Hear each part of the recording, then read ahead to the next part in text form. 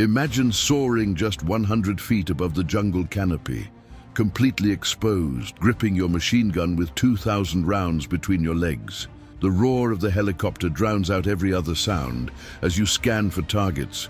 Knowing your weapon is the only thing between you and enemy fire. It's a position of immense power, but also terrifying vulnerability. This was the reality for Vietnam War helicopter door gunners, soldiers who played an indispensable role in the conflict, risking everything to protect their comrades. If this story draws you in, consider subscribing for more captivating insights into history's unsung heroes. Let's explore the life, challenges and sacrifices of these courageous soldiers. Flying at dangerously low altitudes, door gunners were often exposed to direct enemy fire. Their position required them to lean out of the helicopter, machine gun at the ready, constantly scanning for threats in the dense Vietnamese jungle.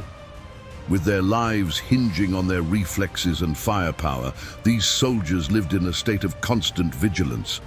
An AK-51 50 caliber machine gun or even a 23mm anti-aircraft weapon could turn their mission into a death sentence in an instant.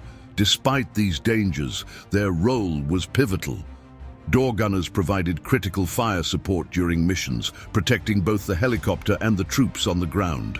They embodied a mix of near-absolute power, with heavy weapons at their disposal, and near-absolute vulnerability, as they themselves were prime targets. The contributions of door gunners were far-reaching. From medical evacuations under fire to suppressing enemy positions and offering close air support, their actions often meant the difference between life and death for their comrades. These missions demanded not just physical endurance, but also exceptional courage and quick thinking. Few could handle the pressure, and fewer still survived unscathed. Their unique position made them an indispensable part of the Vietnam War effort, forging a legacy of bravery and sacrifice that would be remembered long after the conflict ended.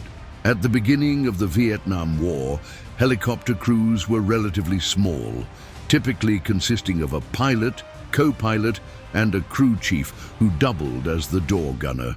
This configuration worked during the initial stages of the conflict, but as the war intensified, it quickly became clear that additional protection was necessary.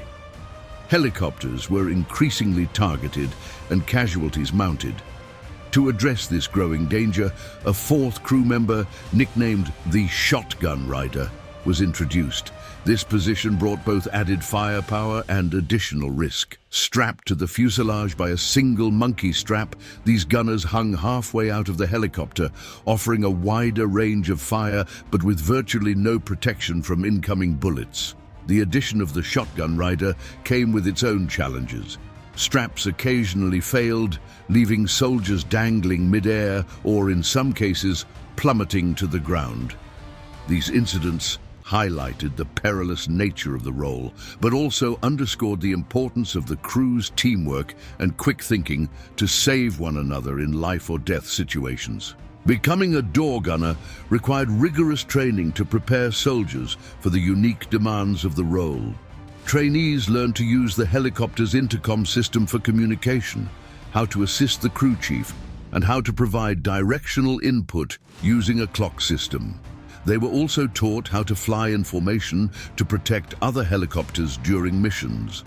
One of the most challenging aspects of training was learning to operate in the open doorway of a moving helicopter. Gunners had to master firing from various angles and at high speeds, all while dealing with the helicopter's vibrations and unpredictable maneuvers to evade enemy fire. The primary weapon of a door gunner was the M60 machine gun, capable of firing 500 to 650 rounds per minute. For added flexibility, the gun was often mounted on a swivel or attached to the helicopter ceiling with a bungee cord.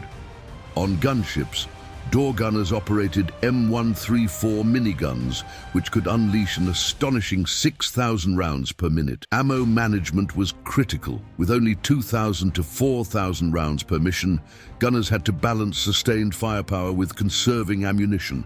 Tracer rounds, placed every fifth shot, helped them track their targets, even in low visibility. Despite their firepower, door gunners had minimal protection. Helicopters were kept light to maintain maneuverability, which meant heavy bulletproof shielding wasn't an option. Flak jackets and ceramic chicken plates provided some protection against small arms fire, but many gunners opted to forego the bulky plates altogether, prioritizing mobility over safety. Door gunners served on two main types of helicopters: slicks and gunships. Slicks, like the iconic UH-1 Huey, were primarily transport helicopters tasked with moving troops, supplies, or evacuating the wounded. In this role, door gunners provided defensive fire, especially during vulnerable moments like takeoffs and landings. Gunships, on the other hand, were designed for offense. These heavily armed helicopters carried rockets, grenade launchers, and miniguns. Door gunners on gunships worked as part of the attack team, delivering relentless fire to suppress enemy positions and support ground troops. Firing accurately from a helicopter was no easy feat. The constant motion of the aircraft, combined with enemy fire, vibrations, and wind resistance, made precision nearly impossible. Gunners learned to fire in short bursts, sweeping wide arcs to increase their chances of hitting enemy targets. To compensate for the forward momentum of the helicopter, they aimed slightly ahead or below their targets, a technique that required intense focus and quick calculations. It was a skill that few mastered, but one that often made the difference in high-stakes missions. Door gunners faced relentless dangers, from snipers and RPGs to heavy machine gun fire. Hot landing zones, areas under constant enemy fire where troops were dropped off or picked up, were particularly hazardous. Gunners provided suppressive fire during these critical moments, often becoming prime targets themselves. The chaotic nature of war meant that even the best prepared gunners faced unexpected challenges. There were countless tales of bravery and survival, like gunners falling out of helicopters during maneuvers, only to survive and continue fighting. One remarkable story involved a gunner landing on two enemy soldiers, neutralizing them and awaiting rescue. Tragically, many incidents ended in death or severe injury. Despite this, gunners continued to put themselves in harm's way, driven by their commitment to protect their comrades and complete the mission. The life of a door gunner was a mix of monotony and terror. Hours of flying over dense jungle gave way to moments of intense combat. Witnessing death and destruction became routine, leaving many gunners emotionally scarred. The psychological toll of their role was immense. Many gunners suffered from combat fatigue and post-traumatic stress disorder, PTSD. The high casualty rate among helicopter crews meant that nearly all gunners lost friends in battle, further deepening the emotional scars they carried long after the war ended. Vietnam War helicopter gunners were among the most courageous soldiers of the conflict. Their willingness to face danger head-on saved countless lives and turned the tide in many battles. Their sacrifices shaped the future of aerial combat and military aviation. Modern technologies, like advanced targeting systems and improved protective gear, owe much to the lessons learned from these brave soldiers. Their legacy serves as a reminder of the human cost of war and the unyielding spirit of those who fight to protect others.